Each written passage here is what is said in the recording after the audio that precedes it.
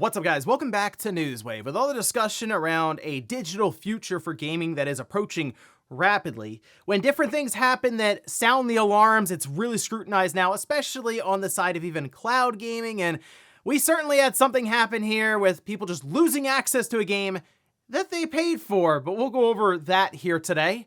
Also, we are going to be talking about GameStop because it turns out their plans have changed and they might not be buying eBay. Shocking, I know. And we have Valve issuing a warning after a cyber attack hit one of their partners that is affecting a bunch of different potential owners for the Steam machine, but we'll go over all of that and more. Guys, if you enjoy these videos, make sure you hit that like button. Helps out a ton. And if you're new here to the Spawn Wave channel, make sure you subscribe down below. Guys, we're every weekday morning, 8 a.m. Eastern Time, going over the world of gaming news to keep you updated. So just know, if you don't get a notification in the morning, there's probably a video here to check out on YouTube, and also over on Spotify, full video and audio available there. And we're going to start today with No Man's Sky because it is officially now 10 years old. They put out this video over on YouTube.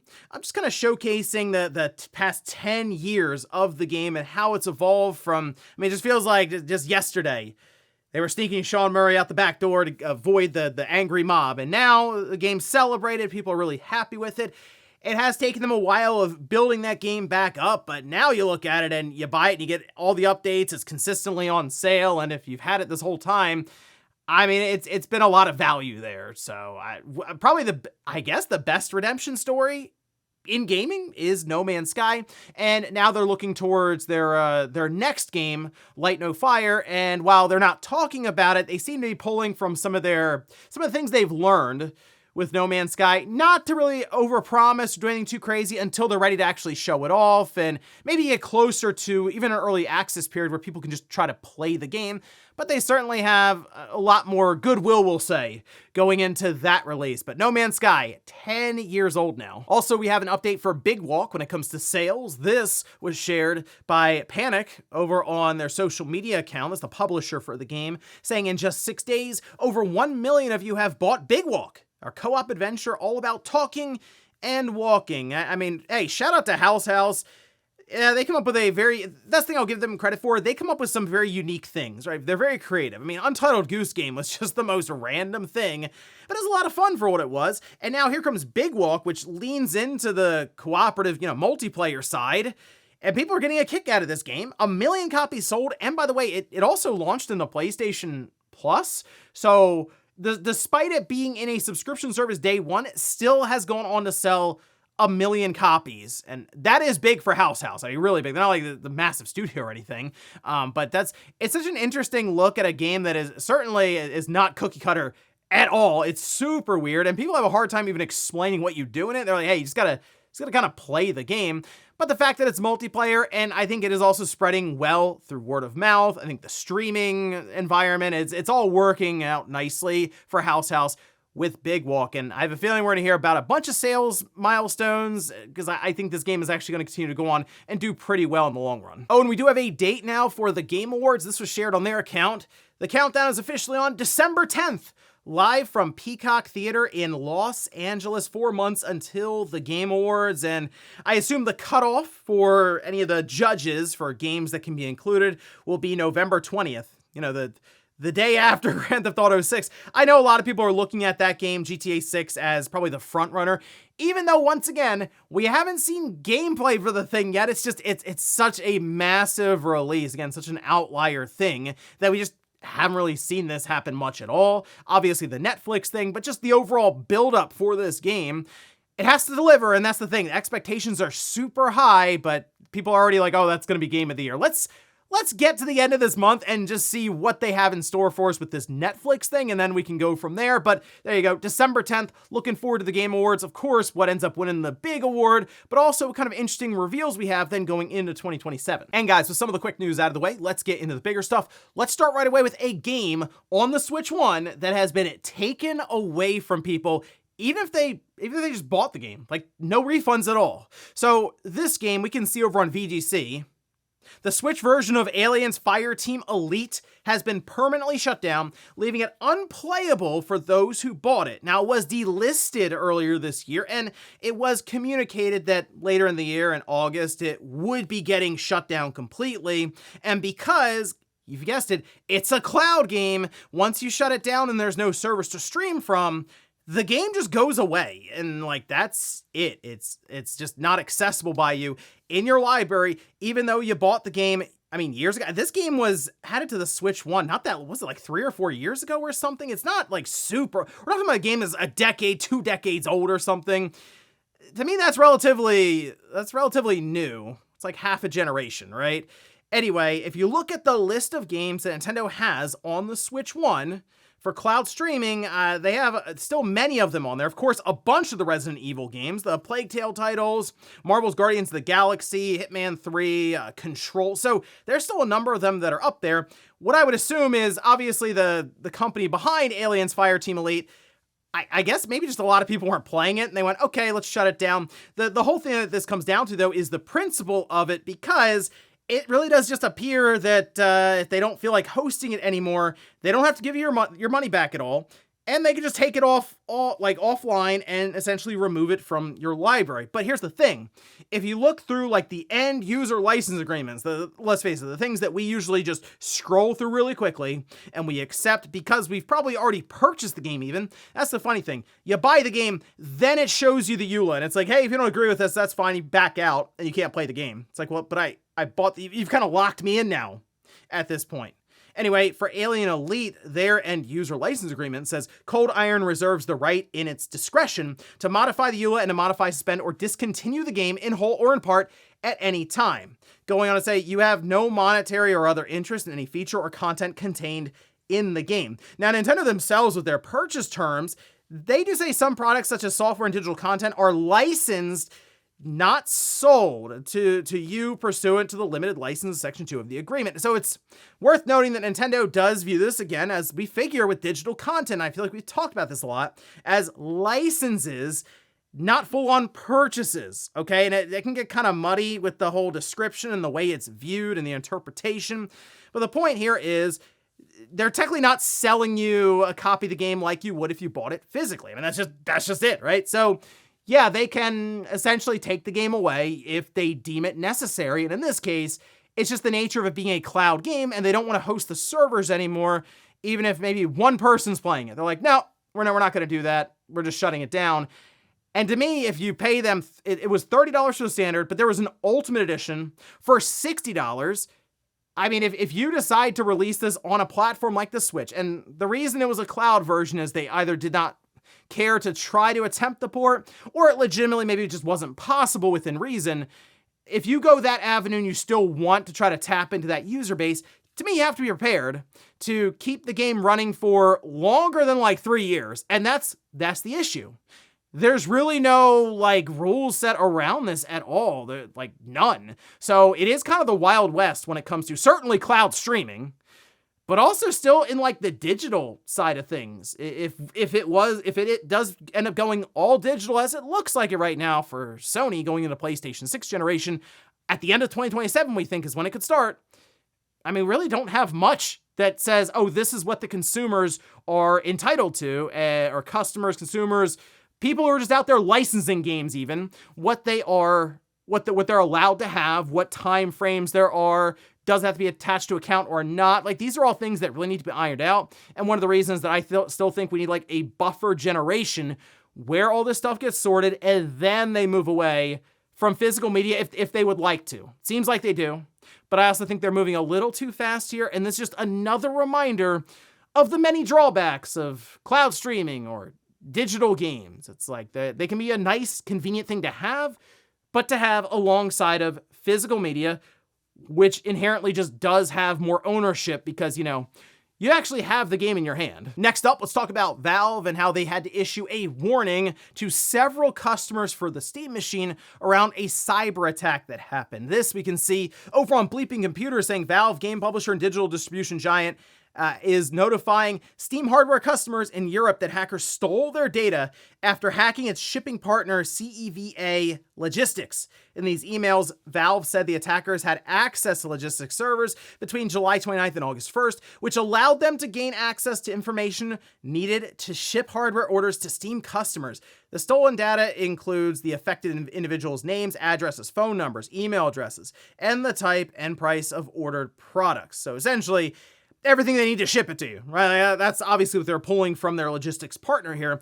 Valve added that no additional information related to the Steam account or the purchases were impacted. So CEVA does not have access, of course, to information, passwords, Steam Guard codes, or other sensitive data in that regard. So this necessarily wasn't through, this is the thing, there's like headlines right now saying it's like Steam was hacked. Not necessarily. Valve is, of course, issuing warnings because this is directly attached to the Steam machines that they are sending out, and it is information they collected and then passed on to this logistics company, but the logistics company was the one who was breached by a cyber attack. Just Valve is connected because you have to, be able to ship these Steam machines out to people. Here's the thing, if you are someone affected, all right, just out there, just keep this in mind. The group that would have been able to pull all this information in the cyber attack would then have enough info to do scam or phishing calls to you, and they can try to verify things that you figure they wouldn't know with this like manifesto of like names and shipping information. And because of that, they can seem pretty convincing. So it's already kind of going around, like they're putting it out there as well, Valve, saying, hey, if you get any of these calls that seem like it's related to the Steam machine that maybe you ordered and they're telling you about a phone number that you had on file and stuff, it's probably a phishing call and it's fake. So just don't engage with them at all beyond that point. And you can even just then message Valve and let them know all of that happened. Just putting it out there. So the Steam machine, it's just, man, one thing after the other with this system. But that also ends up being some of the issues as we are seeing more and more now. When it comes to cyber attacks, they're ramping up and it's getting more and more difficult to defend against them. And guess what? It comes back once again to the whole AI thing. That is like one of the greatest fears right now, is that a lot of these AI, these large language models, get so good and like they're so widely available that it just becomes flat out cyber warfare back and forth between LLMs. So it's all digital future, AI models running amok online. Man, it's Skynet is just getting a little closer every day. Next up, let's talk about GameStop, who, just confused everyone when not that long ago said that they were going to attempt to buy eBay, a company that dwarfs them in value, but apparently they were going to look to do a big leveraged buyout. And despite saddling the then joint company with, billions of dollars of debt, we're going to make it work and take them all straight to the moon. That was, I guess, the plan. Turns out eBay didn't really like that plan, and they kind of backed off and said, no, that was kind of it. Well, now it appears that GameStop is changing their tune and their plans on how they might approach eBay again. This we can see.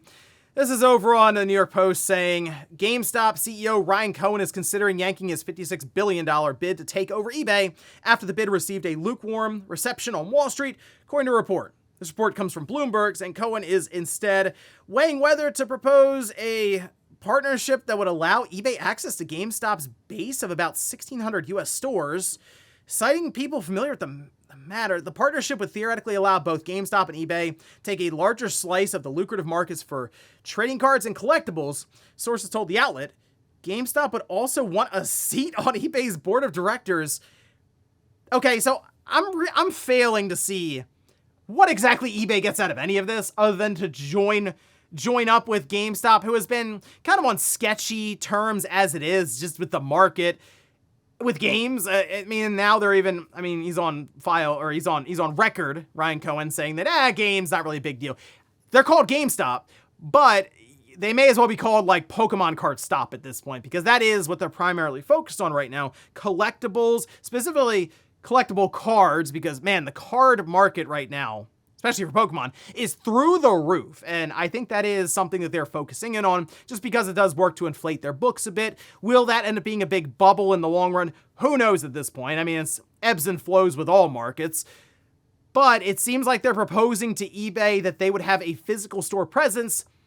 But I don't really know why eBay cares to have that. and then they say they want a seat on their board, and none of this really makes sense from eBay's perspective, and that's probably why they, one, turned me out in the beginning, go figure, and two, are probably gonna say, no, we really are good.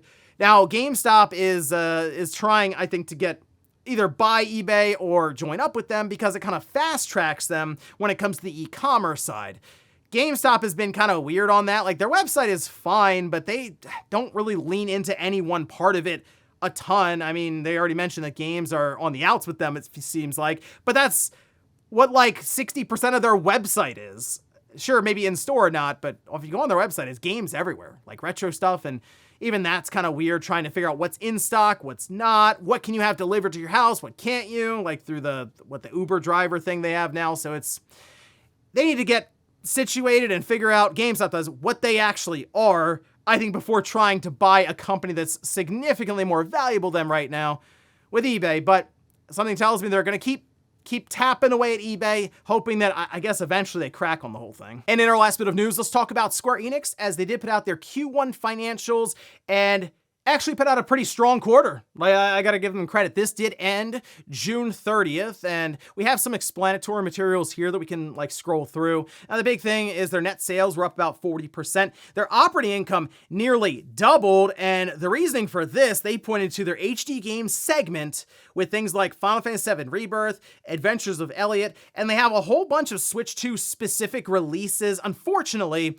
their Switch 2 releases have been pretty frustrating because there's, for example, no save data transfer. There's no upgrade path. $10 goes from the Switch 1 to the... No, they are treating this like complete separate releases.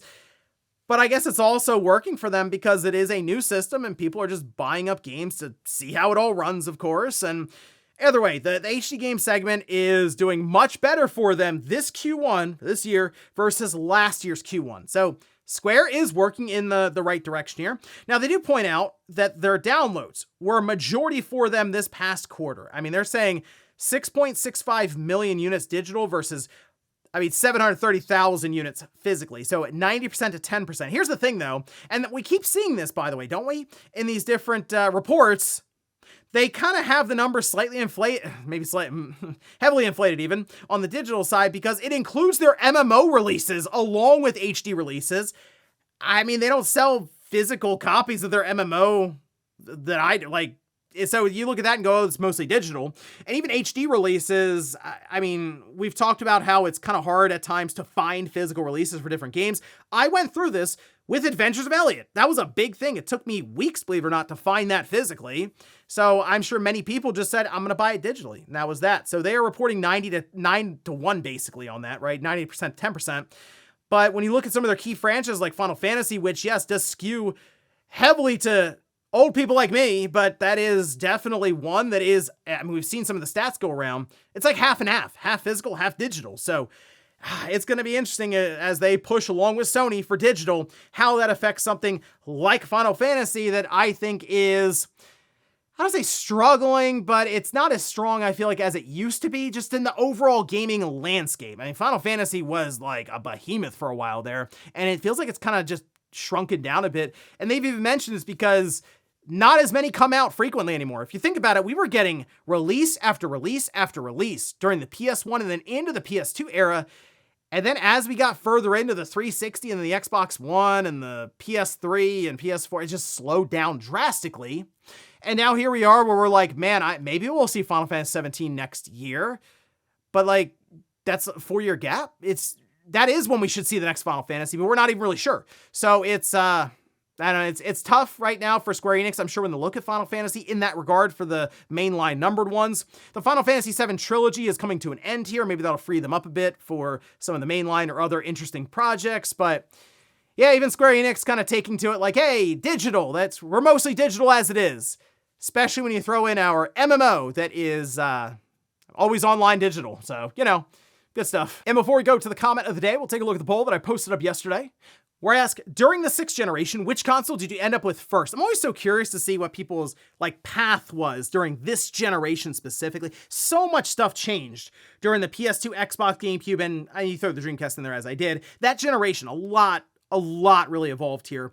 So the PS2 was going to be number one, obviously. It was a wide net there in terms of the overall install size. But the GameCube, hey, look at that, number two at 33%. Good stuff. The Xbox and the Dreamcast were tied here, at least the poll. The Dreamcast, you know what, I gotta give that system credit. It made such an impact despite only being around for really a couple of years, but it's still like a fan favorite. If you go online, you consider it niche just based on its install size and how many it sold, but man, so many people have fond memories of that system. And you know, I will say, when people do discover the Dreamcast for the first time, even now, like Raddick got one for the first time and he was like, man, this system is cool. Especially like Soul Calibur, like originally, he said, this looks pretty good, like visually speaking. Then Shenmue is like this weird thing, but you think back to Shenmue existing and, you know, around that time period ahead of the PS2 and stuff, it's like, man, this really was ahead of its time. And the VMU, and so I get it. But seeing the GameCube up there, that was my path. I got the GameCube first, then I went to the original Xbox, then I ended up with the PS2. So maybe a bit of a different, I guess, path to that generation for most people, but I really enjoyed the GameCube. And then when I finally got the Xbox and we're playing Halo all day, it worked out great. And then the PS2 coming on late actually let me go back and get a lot of older titles, especially through rental stores, but even in the used cheaper bins. So it actually ended up working out pretty well. And we'll finish up with the comment of the day, as you're seeing here. This is from Dylan, who says, so crazy to think I started watching you in my 8th grade year before class, and now I'm going to my PhD orientation. I'm still watching you. Thank you so much for your hard work and high quality. Oh, shout out to, hey, good luck on the PhD. People think I'm joking when I say we have a very smart audience who watches. There's proof right there, okay? So I thought about this, like, man, by the end of this year, I'm really bad at checking to see exact dates, but sometime around the end of this year, it'll be 10 years for this channel, which means we're getting close to 10 years for this show existing. So I think about somebody who was, you say 8th grade or beginning of high school, and like you're watching and maybe you get the Switch or something like that, like your first, people are saying they got their first system back then and they were watching and checking out channels and they come across this channel or Newswave.